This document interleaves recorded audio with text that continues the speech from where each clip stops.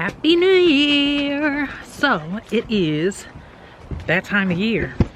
I begin to dream up what next year's space is gonna look like.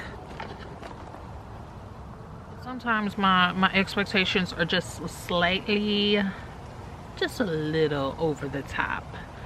However, what fun would it be if we did not dream big? So just imagine months from now, this space will be completely filled and lush with yummy, delicious vegetables and eggs. But first, we got a whole lot of planning to do, child, so let's go inside.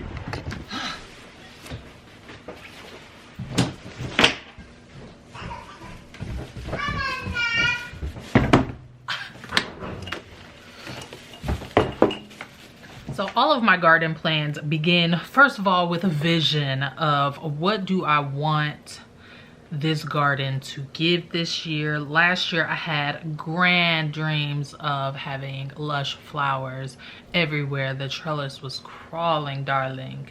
And sadly, some of that was true. Not sadly, but luckily some of that was true. However, sadly, the arch wasn't arching, the trellis was not crawling like it needed to. So this year we are moving forward with knowledge and a vision rather than just a vision and a dream. So with that, let's go ahead and talk about what I am doing currently to prepare for this upcoming gardening season. So the first thing that I always like to do before I even pick out a variety, before I do anything, I always keep note of all the technical things.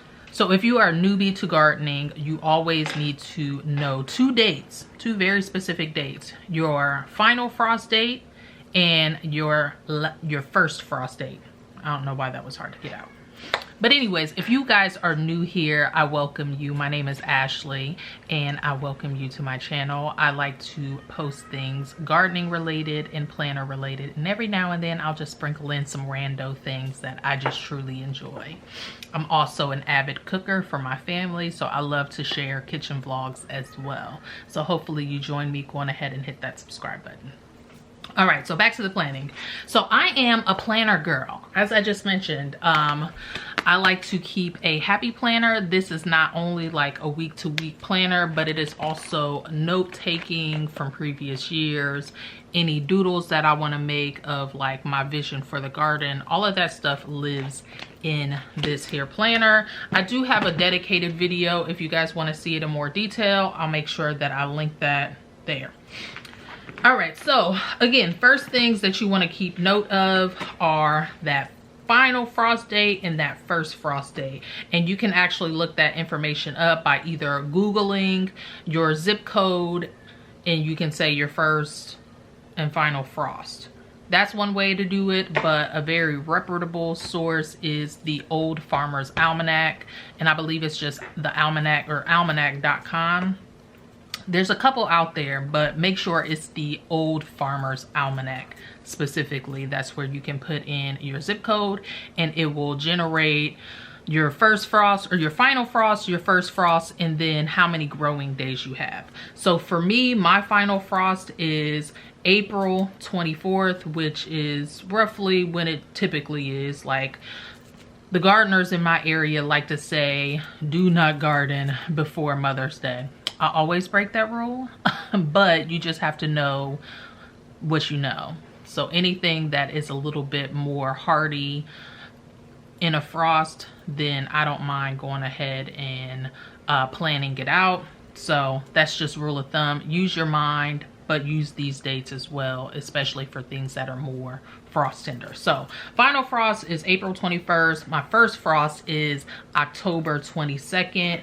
And then from there, I just generate my 12-week starts, 10, 8, 6, 4. And then I also put in a date for all of like my fall brassicas that I may want to start. And again, I keep all of this information in my planner. You can see how I have everything written out here, and I will eventually color code like those three main things and just have that there for reference. And then from there, that's when we began to actually speak about varieties and seeds and seed shopping and all of that good stuff.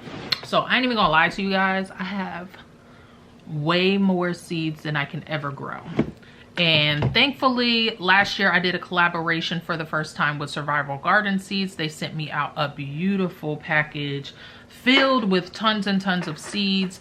If you guys are more interested in them specifically, then I will make sure that I link all the information down below. You can actually purchase entire seed kits and they have different levels. So for the first time gardener, for an avid home gardener, and then I'm using all the wrong terms, by the way, and then for a farmer. So they have 3 tiers of different types of kits that you can get, in addition to other types of kits that you can get ready-made. So if you're somebody who's just starting off, maybe you don't know what varieties you want to grow just yet, but you want to get a good starting point, a kit like that is absolutely perfect. And then 2, what is even better, which is why they are called Survival Garden Seeds, the pack that all of your seeds come in, you can actually use that as a storage space for all of your seeds. Say in the case that you want to keep a vault pushed to the side, you have all of those seeds already protected and ready for you to save in case of an emergency. So again, I'll leave all that information down below. However, if you are somebody who is already into gardening and you want to curate what you want your garden to look like, you want very specific, beautiful varieties, then I am going to, first of all, suggest, again, having a vision and knowing how many of each plant that you need to grow in your own spacing. Because I ain't even gonna lie, this is how I built my seed collection, is by going bonkers in the catalogs and online sites and buying up a bunch of seeds that I really don't need. So get what you need, because seeds, while they don't go bad immediately, they do get less and less strong or viable as the years go by. So here is my seed collection. Like I said, I have been gathering seeds for many years now, so I have more than I can ever grow. And so what I typically do is go through, shop my stash, anything that I need to repurchase. I typically do all of my repurchasing in the fall, because first of all, you get some good deals, and then secondly, most things are in stock, because right now is when everybody is like, ooh, I gotta get my stuff together. But I just go on ahead and purchase it at the end of the season. That way I know exactly what I need to refill on, maybe some things that I want to try out if they already have new varieties out or whatever. I like watching gardening videos, so usually when I see another gardener growing something, I kind of keep mental note, or I just go on ahead and fill up my cart. But anyways, so I like to keep all of my seeds in a tight storage space. This is probably something that you have seen before, but if you haven't, I purchased this from Michaels, and it is a photo box organizer. So each one of these, they are perfectly sized to fit in all of your seed packets. And you can see here where I just label them right on the top, so as I'm looking through, I know exactly what I'm grabbing. And like I said, I shop my stash first, do any shopping through catalogs online. If you guys are interested in a list of catalogs to request, here are a couple that I've received so far: Southern Exposure Seed Exchange, and then of course Baker Creek. But Botanical Interest, they put out a catalog. I'll just go on ahead and link the video where I listed out all of the catalogs to request. So once I have all of the seeds collected that I know for a fact that I want to grow, I then go through and divide them by which week I need to begin. I then go and divide them by which week I need to begin them, and then anything that I need to direct sow, I'll just have that gathered together in a separate space. What's up? And play seeds. You can't play with the seeds. Can you hold on? Okay. All right, so in this container, I keep a few things. First of all, I'm using the same photo boxes, and I have them labeled in the same manner that I have them labeled by variety in the seed storage. I have them labeled in here by week. Ta-da. So I have gone on ahead and shopped my stash and have everything separated out already. But in addition, oh, girl, you want to sit on my lap? Okay. Come over here. So in addition to those seed boxes, like I said, I also just have bundles of seed packets that maybe I need to direct sow, or I know for a fact that I'll be starting soon. But I keep some basic tools. I keep a Sharpie nearby, some scissors. You never know when you need a scissor. And then I love these little seed starting scoop things. They typically come in like little seed starting tray kits. What is that? And then I also keep some little baggies in case I have some stray seeds and I don't want to waste. Maybe I'll just give them away type thing. More seeds, some labels, of course. And then I have some of those like little gnat traps in here as well. And I just keep this wherever I'm starting all of my seeds. That way when it's time to start them up, I can just grab this box and know that I have everything here. And speaking of my area that I typically start my seeds in, so it is currently under construction. We are getting our basement finished right now.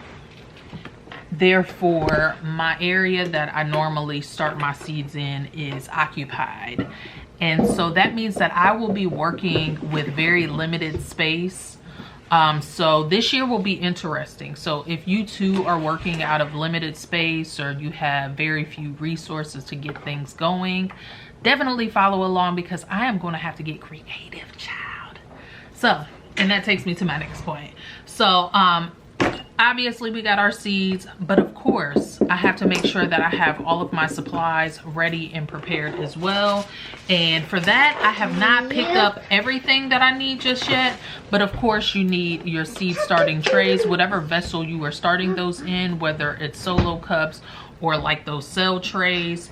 Either or is perfectly fine, perfectly great. Excuse me. Excuse me. So you obviously need something to actually start your seeds in, like a vessel, little containers, like food prep containers are great as well if you have a mass seed sowing that you need to start. And then of course you will need a seed starting medium.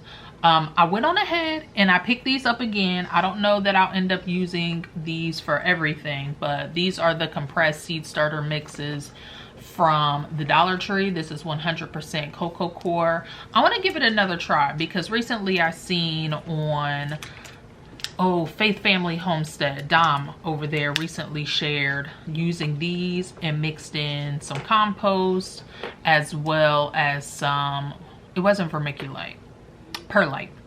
So I do want to try that. I want to give this a go again, but maybe just not straight up. You know what I mean? So I picked up some more of these, and again, these are from the Dollar Tree. So $1.25, good price point if you just want to grab a little something.